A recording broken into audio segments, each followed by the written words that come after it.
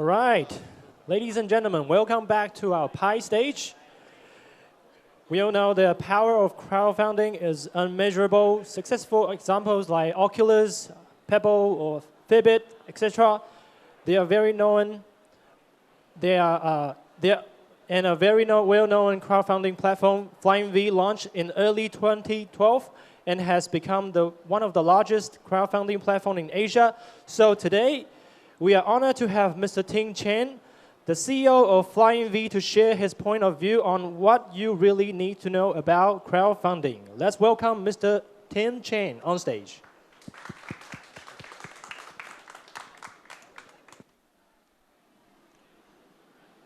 Hi, everyone. My name is Cheng, and I'm representing flyingV today at InnoVEX. And I think the topic of crowdfunding has been discussed over the past maybe 2 or 3 years. I don't believe that there is a sure way to guarantee success, but I hope today, in my 30 minutes, to share some of the mindset that I think is important when starting your own campaign. First of all, it goes back to why we decided to do crowdfunding in Taiwan, even though people think it's a relatively small market. But I believe a crowdfunding platform requires first demand and diversity in creativity, which Taiwan has it all. But over the past 4 years, one of our core values, pretty much the most important core value, is to have no limitations on topics. Even if people think they're politically sensitive or all of that. It doesn't matter if it's a startup, it's something as small as just going on a trip yourself. We believe that creativity shouldn't have any limitations. And the picture you see here is a hotel that we renovated, that we demo some of the ideas and projects, and where we host a lot of events. Some basic figures: we've been around for 4 years. We've had close to 1,700 campaigns and about 340 million raised. Of all these topics, ones that are interesting are every year before we start, we never know what the highest funded campaign will be the next year. And it's usually something really, really unexpected. In 2012, the highest funded campaign on our platform is a watch. Not a smartwatch, a regular watch. The next year, 2013, the highest funded campaign was a fun run event. In 2014, it's a social innovation campaign. And last year, the highest funded campaign was a traditional Chinese font that raised over 20 million NT. So it's quite interesting. And we don't know what's going to be it this year, but that's what's so fun about crowdfunding.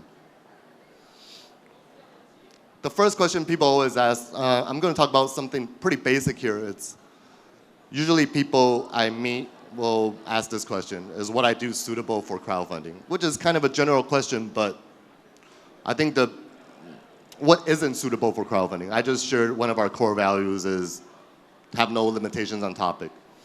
So as of now, I can't think of any industry or anything that isn't suited, unless it's illegal.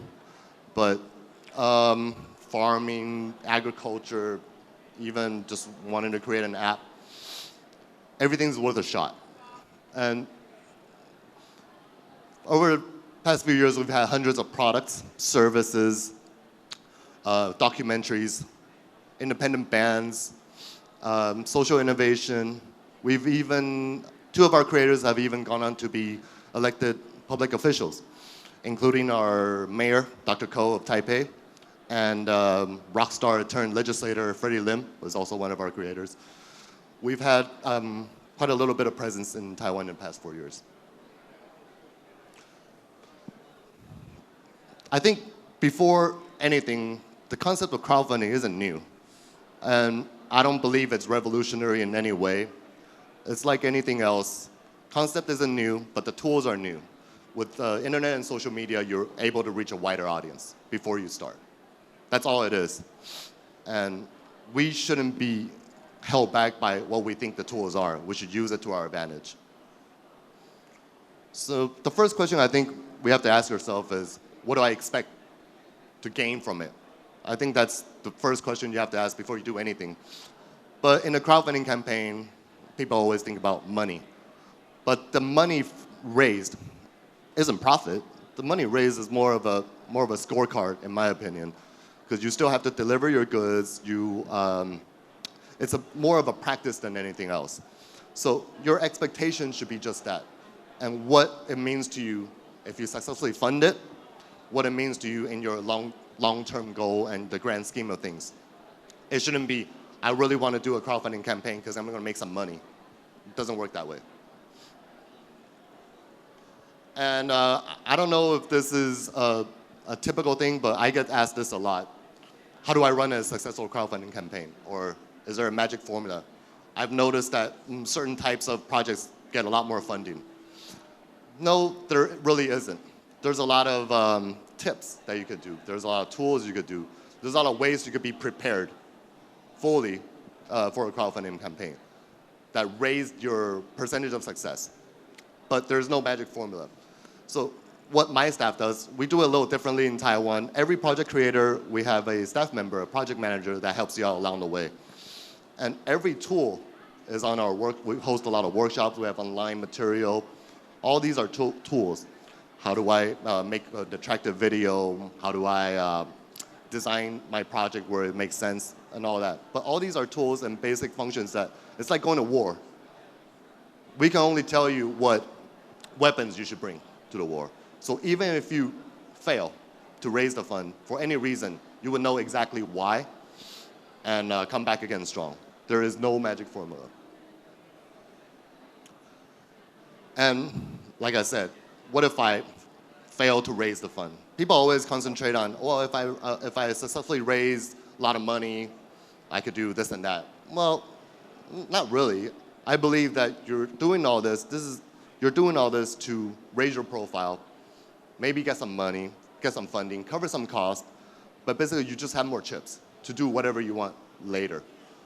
Collecting chips is the key. It isn't a guaranteed road to success. It doesn't mean that your product will be a major success. It's just you have more chips at your disposal. But what if we fail? And I think this is a major key, in my own opinion, for crowdfunding. What if you fail? So what? If you go fully prepared and I didn't raise the funds that I require, I could just start over. Start over from what? Through running the campaign, you have experience in your material, you have feedback from your backers, you have data analysis from while you're running the campaign. It's pretty much like a free market test. So it doesn't matter if you fail. That's the whole point of the platform. Where are the backers? Well, I believe backers are interesting. Backers aren't customers, they're not clients, but they're not donors either. It's kind of a hybrid. Why do people back a project? Why do they pay for something that hasn't been made yet? Well, I think it's a mix of, I really want the reward, I believe what you're doing, I believe you can actually do it, and you probably have to be, you probably have to look trustworthy too in your video. It's a really mixed bag. And that's the whole point of the platform, is to test. You have ideas, you have ways that you think should be the way it should be, but then this is the test.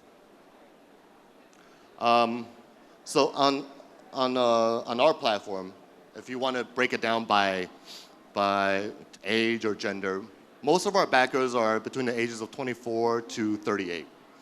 And slightly more, a little more female backers than male backers. And usually you could tell by the way people pay online too. Two of the major payments here in Taiwan especially, credit card of course take up maybe 80%. But if you guys have walked around and noticed that our convenience stores, the density of our convenience stores is quite high. And who pays with the convenience store? Students without credit cards, or people that are slightly older and don't want to give out their credit card information online. And so a lot of this data is quite interesting, but in terms of platform users, it's really a mixed bag.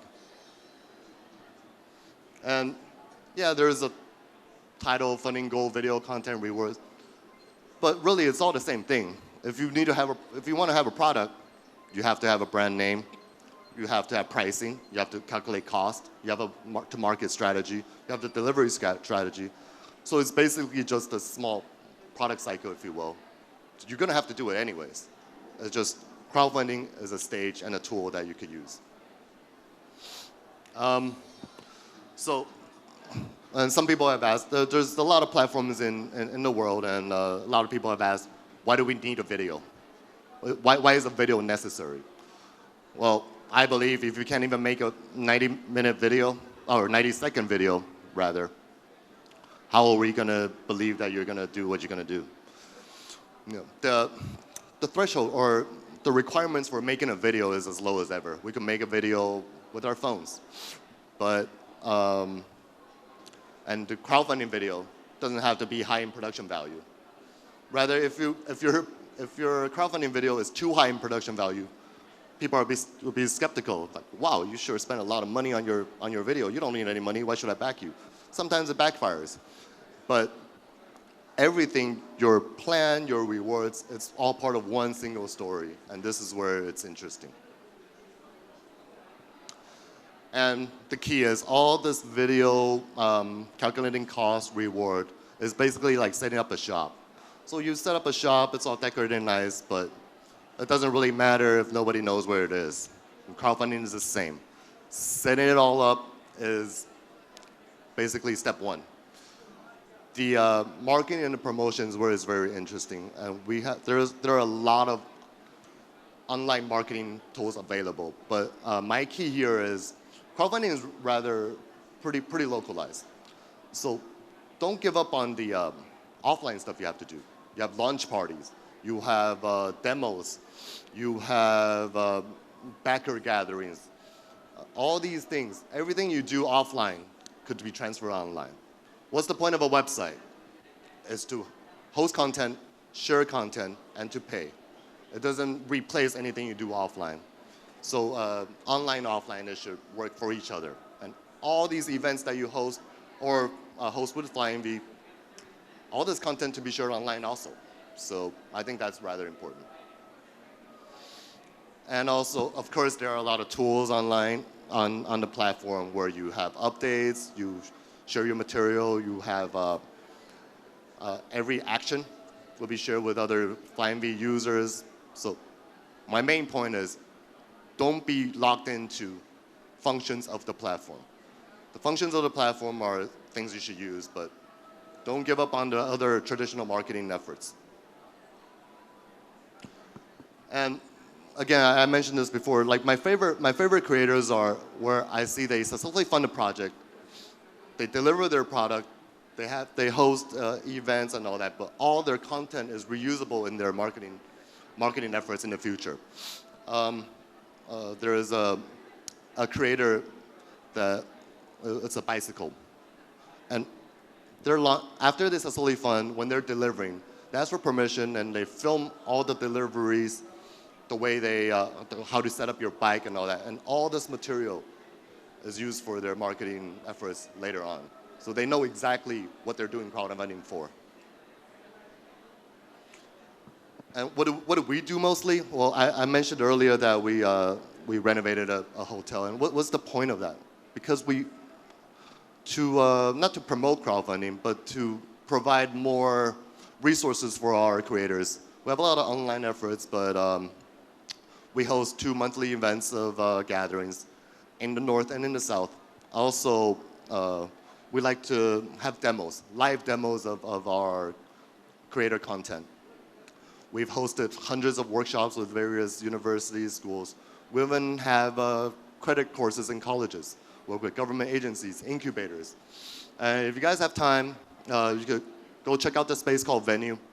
And it's quite interesting to see these stories, not just from a crowdfunding perspective, but it should be part of a greater goal. And still, to repeat my point, I believe that crowdfunding is a tool that you use where you see fit.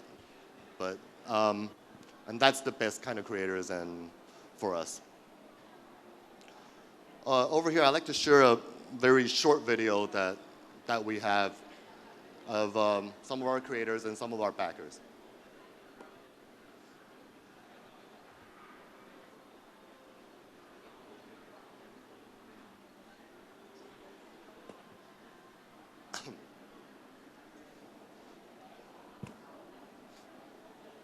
There's no.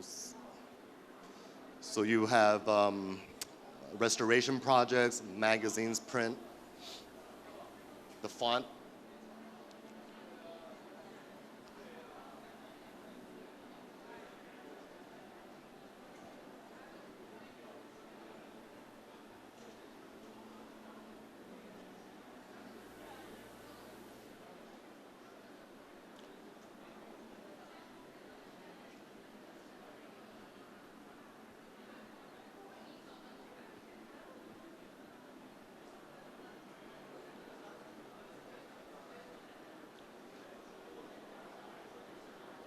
Beyond Beauty premiere, death metal concert.